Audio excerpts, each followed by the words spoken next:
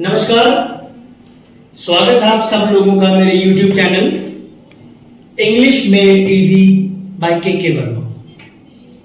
Day before yesterday आपको मैंने एक वीडियो डाली थी कि जितने भी टॉपिक्स हैं ग्रामर के, जो रेलिवेंट इंपॉर्टेंट टॉपिक्स हैं, उनसे रिलेटेड बड़ी सारी वीडियोस मैं डालूंगा।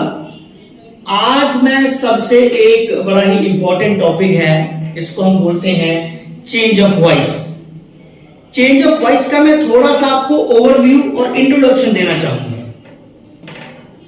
ये ग्रामर के इतिहास का सबसे बड़ा टॉपिक है।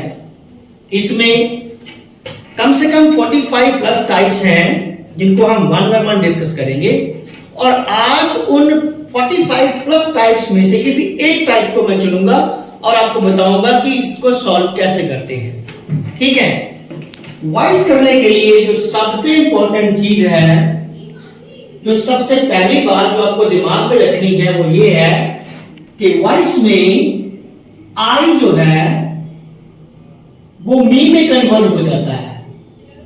आई जो है वो मी में कन्वर्ट हो जाता है। ही जो है वो हिम में कन्वर्ट हो जाता है। शी जो है वो हर में कन्वर्ट हो जाता है। वी जो है वो अस में कन्वर्ट हो जाता है। दे जो है वो them में कन्वर्ट हो जाता है। यू मीन्स यू, और किसका नाम होगा तो वो नाम ही रहेगा। ठीक है, अब अगर आई का मी बनता है तो मी का क्या बनता है? आई।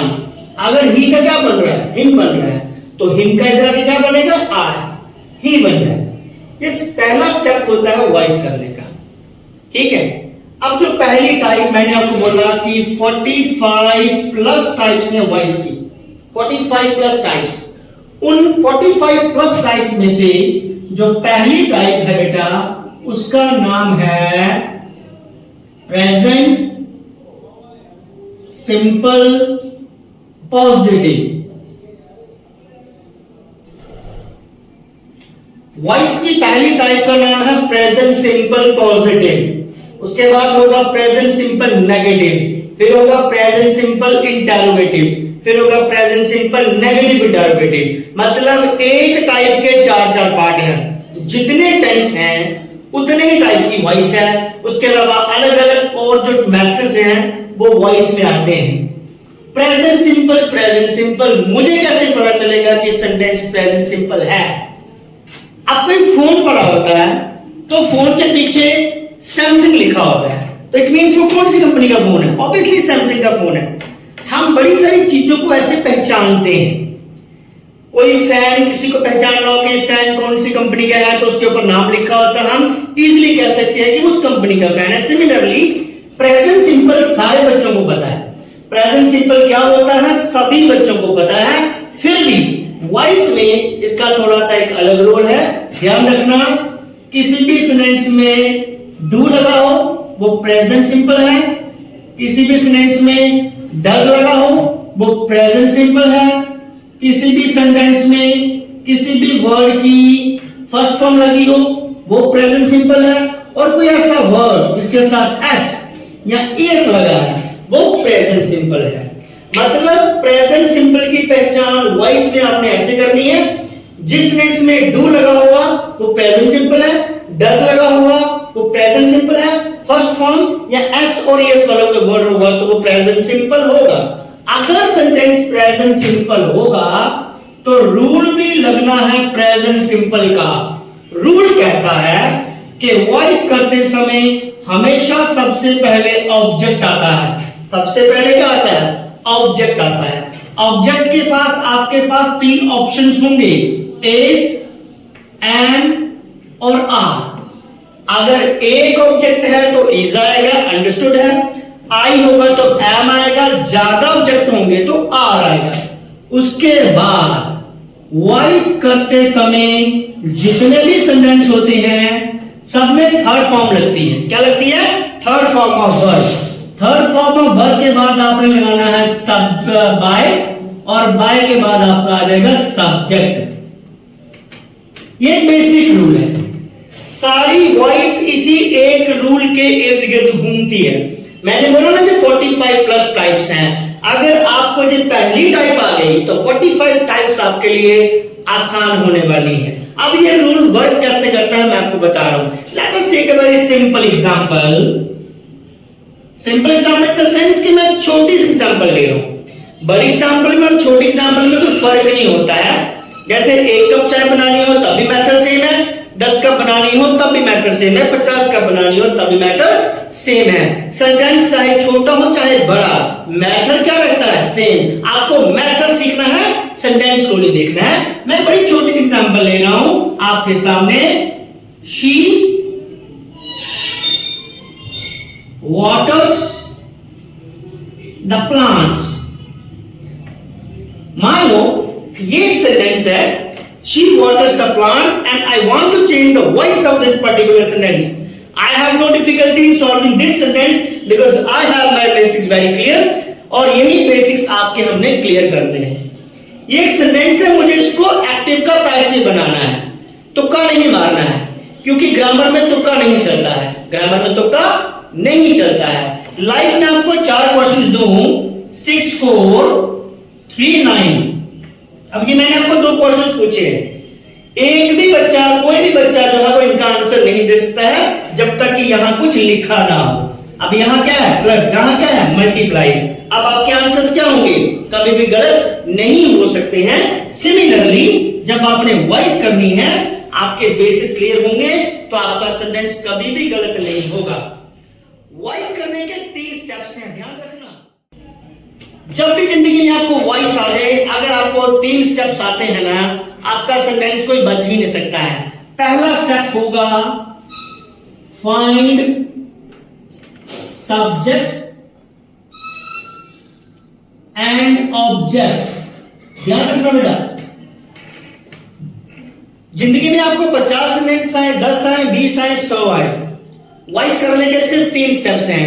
उनमें से पहला स्टेप है फाइंड सब्जेक्ट एंड ऑब्जेक्ट। अगर ये स्टेप आपको आ गया तो आपका सेंटेंस थोड़ा सा आसान हो जाएगा। ध्यान रखना, सबसे पहले जो वर्ड होता है ये आपका सब्जेक्ट होता है। क्या होता है?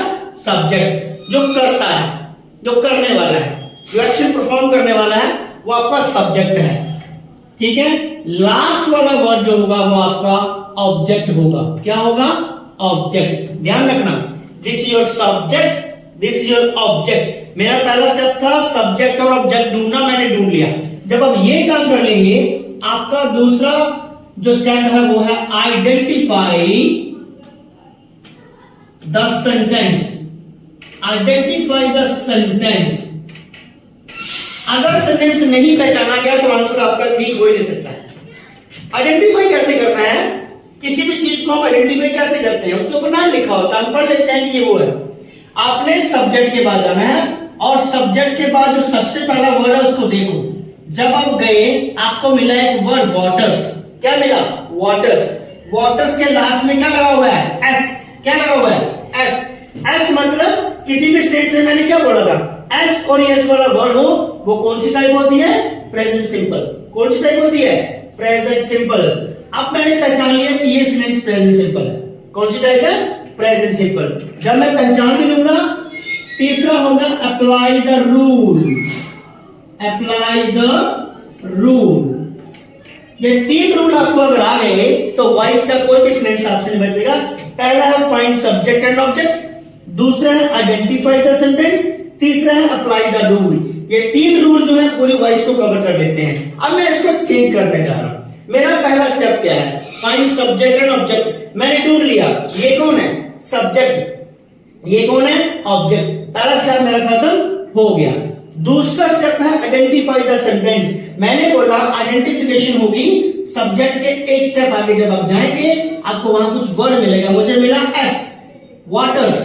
तो एस लगा हुआ है, इट मींस ये प्रेजेंट सिंपल है। अब मैं करूंगा रूल अप्लाई और मेरा सेंटेंस सॉल्व हो जाएगा। रूल कहता है सबसे पहले क्या आएगा? ऑब्जेक्ट। क्या आएगा? ऑब्जेक्ट। कौन है ऑब्जेक्ट? The plants. प्लांट्स को उठाऊंगा और लेके आऊंगा मैं सबसे पहले द प्लांट्स। अब बताइए प्लांट्स सिंगुलर है कि प्लूरल है? ऑब्वियसली क्या है? प्लूरल है। प्लूरल है तो तीनों में से कोई एक चीज आएगी। अंडरस्टूड है क्या आएगा बेटा? आर। The plants are. फिर क्या लगानी है? Third form. थर्ड फॉर्म किसकी लगानी है? वाटर की। क्या होती है वो? वाटर्ड। फिर क्या लगाना है बेटा? बाय। जहां क्या आ जाएगा आपका? बाय। और लास्ट में आएगा आपका सब्जेक्ट। सब्जेक्ट कौन है हमारे पास अभी? शी।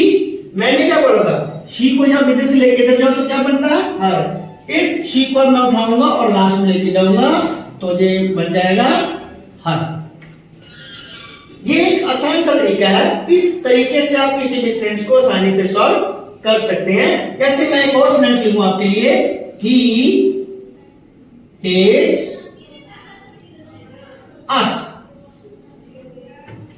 एक और छोटा सा सेंटेंस है, ही हेट्स अस। मैंने इसकी वॉइस चेंज करनी है। इसकी वॉइस चेंज करनी है, मुझे कोई दिक्कत नहीं है, आपको भी कोई दिक्कत नहीं होगी। क्यों नहीं होगी? क्योंकि आपका बेसिक नॉलेज। इसको सॉल्व करने के 3 स्टेप्स हैं। कितने स्टेप्स हैं? 3। पहला क्या है? Find subject and object. ये आपका कौन है? सब्जेक्ट। ये आपका कौन है? ऑब्जेक्ट। दूसरा स्टेप क्या है? Identify the sentence. आइडेंटिफिकेशन के लिए मैं यहां से यहां जाऊंगा। जब यहां मुझे मेरा हेट्स क्या लगा हुआ है? ईएस। मतलब ये कौन सी टाइप है? Present simple. तो जब टाइप प्रेजेंट सिंपल है तो रूल भी किसका लगेगा? प्रेजेंट सिंपल का। तो रूल क्या कहता है? पहले ऑब्जेक्ट आएगा, अस आएगा इधर, अस का बनता है वी, वी के बाद लगेगा आर। थर्ड फॉर्म हेट की होती है हेटेड, देन बाय। ही को आप इधर लेके जाएंगे तो ये हिम बन जाएगा। इस तरीके से वॉइस जो है उसको चेंज किया जाता है। ये तो मैंने बड़ी सिंपल और छोटे स्टूडेंट्स आपके लिए हैं। अपनी अगली वीडियो में मैं इस पूरे के पूरे टॉपिक की पूरी प्रेजेंट सिंपल को हम कवर करेंगे। और ये सब सीखने के लिए आपको मेरे चैनल को लाइक और सब्सक्राइब करना पड़ेगा।